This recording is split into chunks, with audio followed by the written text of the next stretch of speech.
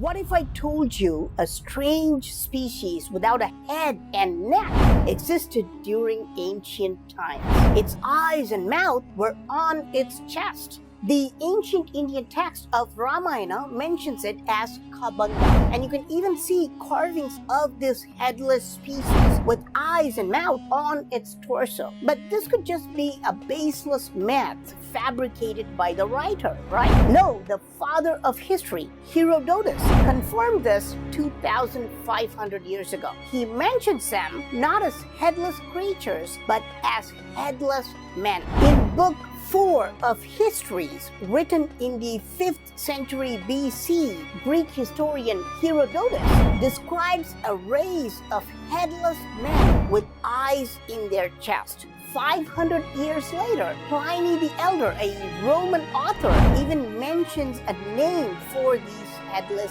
creatures. He calls them Blemmys. And this headless monster with eyes and mouth on its chest is exactly what we read in the ancient Indian text of Ramayana. Kabanda is a headless demon that was killed by Lord Rama and his brother. But all these are old myths written over 2,000 years ago, right? You can't seriously believe headless creatures existed. It's never mentioned in recent historical texts, right? Wrong. Just 400 years ago, Sir Walter Raleigh describes the exact same creatures, and I quote, "They have no heads, their eyes are in their shoulders, and their mouths in the middle of their breasts."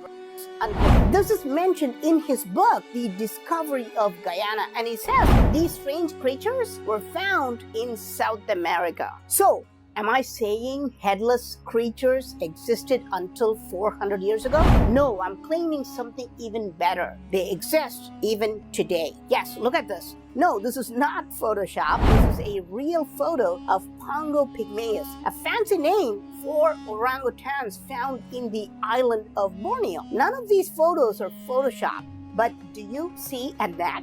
Of course, there is a neck, but unless you are a biologist, you would think the eyes and mouth are in the chest. Let me quote from the medieval text again. They have no heads. Their eyes are in their shoulders and their mouths in the middle of their breasts. What an accurate description of these apes. No wonder they thought of them as beasts or monsters, because they do look strange. Is it possible that ancient and medieval people were describing these apes or their relatives? Did they encounter these apes in jungles and were describing them as headless monsters?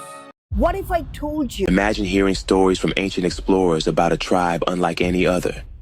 People who actually walked around without heads. They were known as the Blemmys, a mysterious group mentioned in old manuscripts.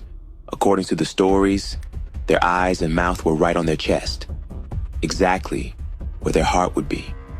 Writers like Pliny the Elder even claimed these headless people lived deep in Africa and that they were fierce warriors. Pretty terrifying, honestly.